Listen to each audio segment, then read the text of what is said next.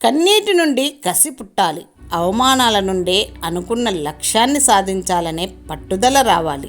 ఎవరైతే ఎగతాళి చేస్తారో వారే మన కోసం ఎదురు చూసేలా ఉన్నత శిఖరాలకు ఎదగాలి. అన్యోన్య దాంపత్యం అంటే గొడవలు పడకుండా ఉండటం కాదు, ఎన్ని గొడవలు పడినా విడిపోకుండా కలిసి ఉండటం. నీ వృద్ధాప్యంలో నీకు తిండి పెట్టేది నీ సంతానం కాదు, నీ సంతానానికి నువ్వు నేర్పిన సంస్కారం.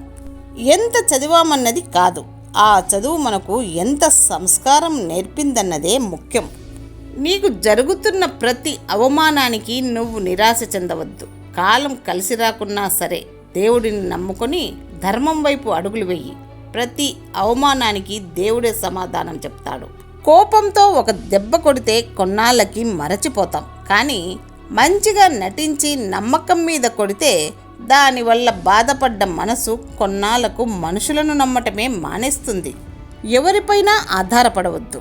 ఇతరుల సాయాన్ని నిరాకరించే స్థాయికి చేరుకున్నప్పుడే మీరు స్వేచ్ఛ పొందగలరు.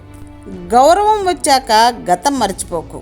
అవసరం తీరాక సహాయం చేసిన వ్యక్తులను మర్చిపోకు. మనం పుడితే తల్లి సంతోషపడాలి, పెరిగితే తండ్రి ఆనందపడాలి, బ్రతికితే సమాజం సంబరపడాలి. అదే జీవితం. మంచివారిని దూరం చేసుకుంటే చివరికి ముంచేవారి దొరుకుతారు. మాటలతో చంపగలిగినది, మాట్లాడకుండా చంపగలిగేది ఒక్కరే. మన మీద వల్లమాలిన అభిమానం, ప్రేమ ఉన్నవారే. ఒక భర్త గెలుపుకైనా ఓటమికైనా సగం భార్య కారణమన్నది ఎంత నిజమో, ఒక భార్య కన్నీటికైనా ఆనందానికైనా సగం భర్తే కారణమన్నది అంతే నిజం. ఒక ధ్యేయంతో కృషి చేస్తే నేడు కాకపోయినా రేపైనా విజయం తప్పదు. గొడుగు వర్షాన్ని ఆపలేదు, కానీ మనం వర్షంలో తడవకుండా ఉండేలా చేస్తుంది. అలాగే ఆత్మవిశ్వాసం అనేది గెలుపును తీసుకొని రాదు, కానీ మనలో ఎటువంటి సవాళ్ళనైనా ఎదుర్కొనే శక్తినిస్తుంది. మన మాటలు నచ్చనప్పుడు మౌనం మంచిది, మనం నచ్చనప్పుడు దూరం మంచిది, మనతో బంధం నచ్చనప్పుడు ముగింపు మంచిది. సమస్య ఎదురైనప్పుడు అద్దం ముందు నిలబడితే ఆ సమస్యను పరిష్కరించే గొప్ప వ్యక్తిని అద్దం చూపిస్తుంది. రాత్రంతా ఆలోచనలతో జీవితం ఎటుపోతుందో అని బాధపడతాం, పగలంతా బాధ్యతలతో ఎటుపోతున్నామో తెలియకుండా పరిగెడతాం. గౌరవం, మర్యాద పరాయి వాళ్ళ దగ్గర చూపిస్తాం. కోపమైనా చిరాకైనా సొంతం అనుకునే వాళ్ళ దగ్గరేగా చూపించేది.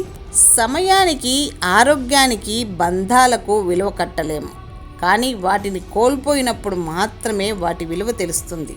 మనలో మార్పు వచ్చిందని ఇతరులు మనల్ని తప్పుపడతారు, కానీ వాళ్ళ ప్రవర్తన వలనే మనం మారామని ఎప్పటికీ గుర్తించరు.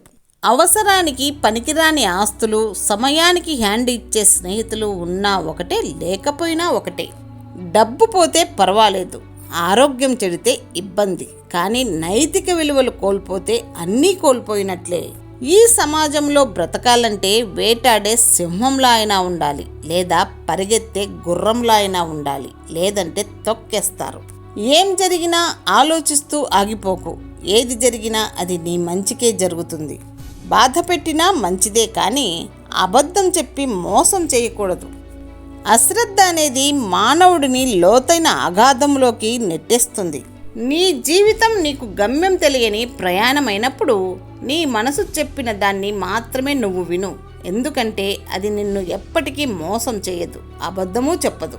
సింహాన్ని ఎవరూ ఆహ్వానించి అడవికి రాజును చేయలేదు.